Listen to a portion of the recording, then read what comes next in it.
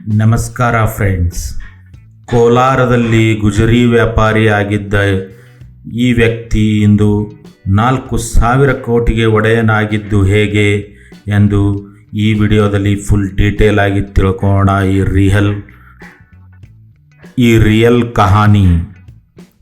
ಅಲ್ಲಿವರೆಗೂ ನನ್ನ ಚಾನಲ್ನ ಸಬ್ಸ್ಕ್ರೈಬ್ ಮಾಡದೇ ಇದ್ದಲ್ಲಿ ಸಬ್ಸ್ಕ್ರೈಬ್ ಮಾಡಿ, ಹಾಗೆ ಬೆಲ್ ಬಟನ್ ಕೂಡ ಒತ್ತೋದನ್ನು ಮರಿಬೇಡಿ.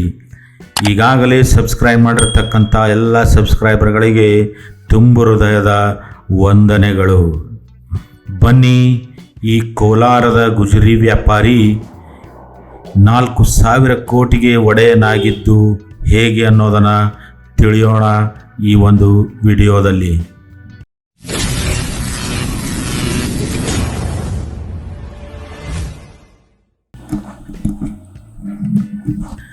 KGF ಬಾಬು, ಗುಜರಿ ಬಾಬು ಎಂಬೆಲ್ಲ ಹೆಸರುಗಳಿಂದ ಇತ್ತೀಚಿನ ದಿನಗಳಲ್ಲಿ ಸಾಮಾಜಿಕ ಜಾಲತಾಣದಲ್ಲಿ ಹೆಸರಾಗಿದ್ದು, ಸಾವಿರಾರು ಕೋಟಿ ಒಡೆಯರಾದ ಯೂಸುಫ್ ಅವರು ಬಡ ಕುಟುಂಬದಲ್ಲಿ ಹುಟ್ಟಿ ಇಂದು 4,000 ಕೋಟಿ ಆಸ್ತಿಯ ಒಡೆಯರಾಗಿದ್ದು ಒಂದು ಅದ್ಭುತ ಸಂಗತಿಯಾಗಿದೆ. ಹಾಗಾದರೆ ಅವರ ಜೀವನದ ಹಾದಿಯನ್ನು ಈ ಒಂದು ವಿಡಿಯೋದಲ್ಲಿ ಪೂರ್ತಿ ಡೀಟೇಲ್ ಆಗಿ ತಿಳ್ಕೊಳ್ಳೋಣ. ಈ ಒಂದು ಆಶೀಶ್ ಕೆ ಪಾಟೀಲ್ ಚಾನಲ್ಗೆ ತಾವು ಮೊದಲಿಗೆ ಈ ಚಾನಲ್ನ ನೋಡ್ತಾ ಇದ್ದರೆ ಈ ಒಂದು ಸಬ್ಸ್ಕ್ರೈಬನ್ನು ಮಾಡ್ಕೊಳ್ಳಿ.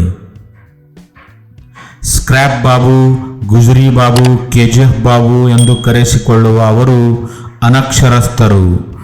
ಒಂದಕ್ಷರದ ಜ್ಞಾನವೂ ಅವರಿಗಿಲ್ಲ. ಕೋಲಾರದ ಗಲ್ಲಿಗಳಲ್ಲಿ ಗುಜರಿ ಕೆಲಸ ಮಾಡುತ್ತಿದ್ದರು.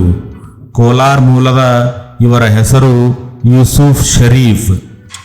ಅವರದು ಅತ್ಯಂತ ಬಡ ಕುಟುಂಬ. ಅವರ ತಂದೆ ತಾಯಿಗೆ ಒಟ್ಟು 14 ಜನ ಮಕ್ಕಳು. ಯೂಸುಫ್ ಶರೀಫ್ ಅವರು ಹಿರಿಯವರು.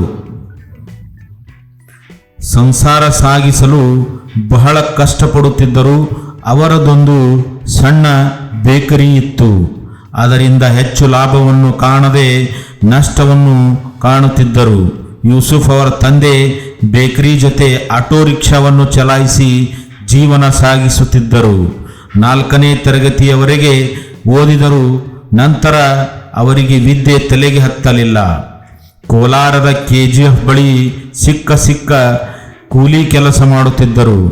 ಅವರ ಜೀವನ ನಡೆಸಲು ಮಾಡದೇ ಇರುವ ಕೆಲಸವೇ ಇಲ್ಲ. ಕೋಲಾರದ ಚಿನ್ನದ ಗಣಿಯ ಧೂಳಿನ ನೆರಳಿನಲ್ಲಿ ಜೀವನ ಸಾಗಿಸುತ್ತಿರುವ ಸಾಮಾನ್ಯರಲ್ಲಿ ಯೂಸುಫ್ ಅವರ ಕುಟುಂಬ ಕೂಡ ಒಂದು. ಕೋಲಾರದ ಗಡಿಯೊಳಗಿನ ಸ್ಕ್ರ್ಯಾಪ್ ಪೋಸ್ಟ್ಗಳನ್ನು ಹೈಕೋರ್ಟ್ ತನ್ನ ವಶಕ್ಕೆ ಪಡೆದುಕೊಂಡು ಸಾರ್ವಜನಿಕ ಹರಾಜು ಇಟ್ಟಿತು. ಅವುಗಳನ್ನು ಯೂಸುಫ್ ಖರೀದಿ ಮಾಡುತ್ತಾರೆ.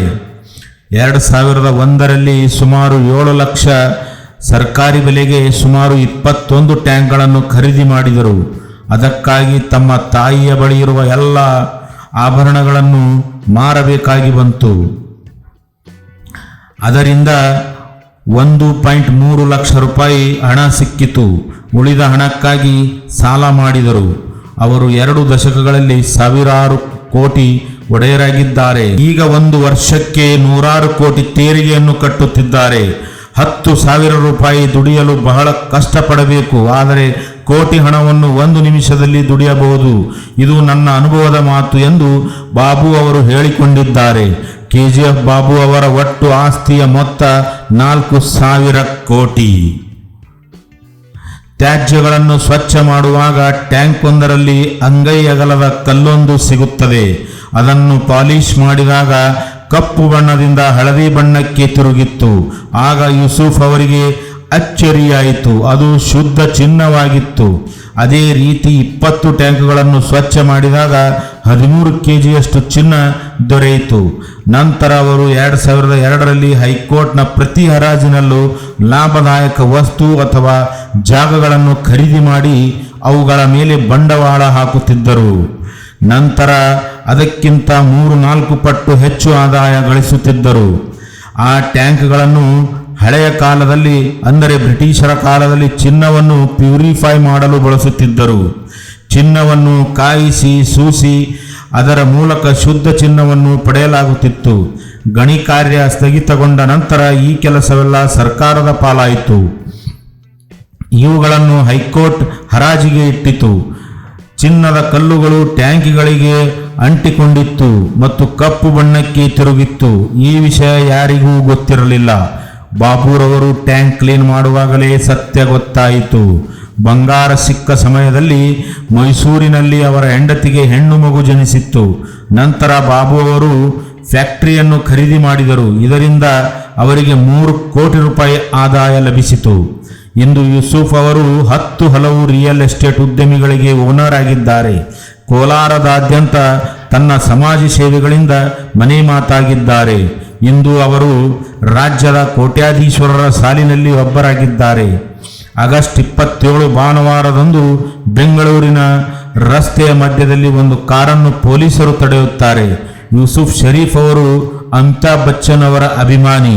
2019ರಲ್ಲಿ ಅಮಿತಾಬ್ ಬಚ್ಚನ್ ಅವರಿಂದ ಈ ಕಾರನ್ನು ಖರೀದಿಸಿದ್ದಾರೆ.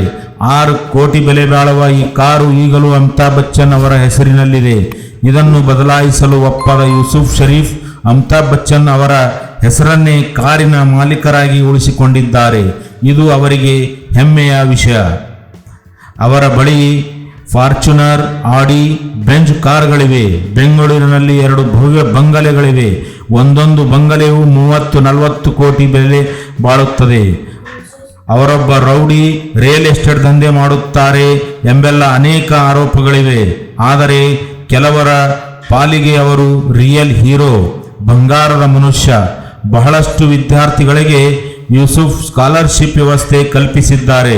ನಾನು ಪಟ್ಟ ಕಷ್ಟ ಯಾರೂ ಪಡಬಾರದು ಎಂಬುದು ಅವರ ಆಶಯವಾಗಿದೆ. ಏನೂ ಓದದೆ ಇಂದು ಸಾವಿರಾರು ಕೋಟಿ ಒಡೆಯರಾದ ಅವರು ಬದುಕಿಗೆ ವಿದ್ಯೆ ಅವಶ್ಯಕ ಎಂಬುದನ್ನು ಒಪ್ಪುತ್ತಾರೆ. ಯೂಸುಫ್ ಅವರು ತಮ್ಮ ಗಳಿಕೆಯ 25% ಹಲವು ಸಮಾಜ ಸೇವಾ ಕಾರ್ಯಗಳಿಗೆ ಮೀಸಲಿಟ್ಟಿದ್ದಾರೆ. ಕಡಿಮೆ ವರ್ಷದಲ್ಲಿ ಸಾವಿರಾರು ಕೋಟಿ ಸಂಪಾದಿಸಿದವರಲ್ಲಿ ಅವರು ಮೊದಲನೆಯವರಾಗಿದ್ದಾರೆ. ಇತ್ತೀಚೆಗೆ ಅವರ ಆಸ್ತಿಯ ಮೇಲೆ ಐಟಿ ದಾಳಿಯಾಗಿತ್ತು. ಅವರು ತಮ್ಮ ಆಸ್ತಿಗೆ ಕಾನೂನಿನ ದಾಖಲಾತಿಗಳನ್ನು ತೋರಿಸಿದ್ದಾರೆ. ಅವರ ವಾಚ್ 1 ಕೋಟಿ ರೂಪಾಯಿ ಬೆಲೆ ಬಾಳುತ್ತದೆ. ಏನೂ ಇಲ್ಲದೆ ಇಂದು ಎಲ್ಲವೂ ತಮ್ಮ ಬಳಿ ಇರುವಂತೆ ಮಾಡಿಕೊಂಡಿರುವ ಕೆಜಿಎಫ್ ಬಾಬು ಅವರು ಮನಸ್ಸೊಂದಿದ್ದರೆ ಮಾರ್ಗವಿದೆ ಎಂದು ಸಾಧಿಸಿ ತೋರಿಸಿದ್ದಾರೆ. ಈ ಒಂದು ಕೆಜಿಎಫ್ ಬಾಬು ಅವರ ಒಂದು ಏನಪ್ಪ ನಡೆದುಕೊಂಡು ಬಂದಂಥ ಜೀವನ ಚರಿತ್ರೆಯನ್ನು ಕೇಳಿದ್ರಲ್ಲ. ಅಲ್ಲಿವರೆಗೂ ಹೀಗೆ ಉಪಯುಕ್ತ ಮಾಹಿತಿಯನ್ನು ಈ ಚಾನಲ್ನಲ್ಲಿ ಪಡೆಯಿರಿ. ಹಾಗೆ ನನ್ನ ಚಾನಲ್ನ ಸಬ್ಸ್ಕ್ರೈಬ್ ಮಾಡ್ಕೊಳ್ಳಿ. ಹಾಗೆ ಬೆಲ್ ಬಟನ್ ಕೂಡ ಒತ್ತೋದನ್ನು ಮರಿಬೇಡಿ. ಮತ್ತೆ ಸಿಗೋಣ ಮುಂದಿನ ವಿಡಿಯೋದಲ್ಲಿ. ಎಲ್ಲರಿಗೂ ನಮಸ್ಕಾರ.